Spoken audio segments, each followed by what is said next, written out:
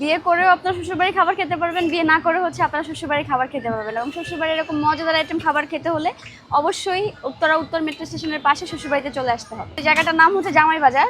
আর জামাই বাজার হচ্ছে শ্বশুরবাড়ি থাকবে না তা তো হতে পারে না, যেহেতু জামাই বাজার নামটাই খুব সুন্দর, ইন্টারেস্টিং, তো ওই জায়গা থেকে শ্বশুরবাড়ির নামটা দেয়া।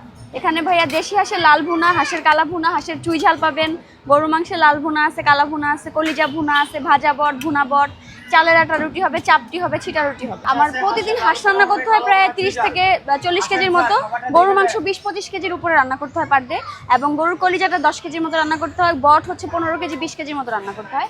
আর চালের গুঁড়িটা প্রতিদিন 40 থেকে 50 কেজির মতো রুটি করতে হয়, রুটি চাপটি ছিটা রুটি মিলিয়ে।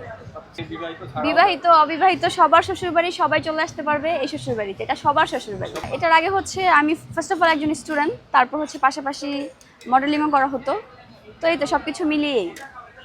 এখন কত মানে প্রথম যে শুরু করতেন কয়টা দিয়ে শুরু করতেন? আমার প্রথম হাঁস ছিল দুইটা হাঁস দিয়ে শুরু করেছিলাম, এবং অল্প পরিমাণে একটু চালের আটা রুটি দিয়ে শুরু করেছিলাম, এবং সেল হয়েছিল মাত্র 200 টাকার মতো। প্রথম দিন সেল হয় নাই, পরের দিন 200 টাকার মতো সেল হয়েছিল, পুরো এক সপ্তাহ এরকমই ছিল, 200 টাকা সেল হতো, কোনো দিন হতো না, এরকম হতো। পরে ভাবলাম যে আসলে বড় কিছু উদ্যোগ না নিলে আসলে ওইরকম হবে না কিছু, তো এখান থেকে আসলে মাথার মধ্যে আসে যে আসলে বড় কিছু করতে হবে, কিছু টাকা ইনভেস্ট না করলে আসলে কিছু টাকা পাবো না, তো ওইখান থেকে মাথায় আসে আসলে।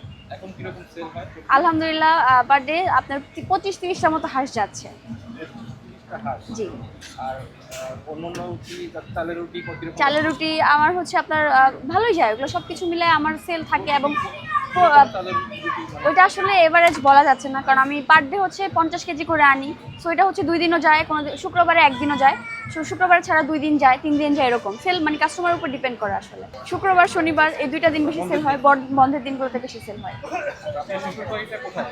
শ্বশুরবাড়িটা হচ্ছে উত্তর মেট্রো স্টেশনের পাশে 42 নম্বর পিলারের পাশে জামাই বাজারের শ্বশুরবাড়ি।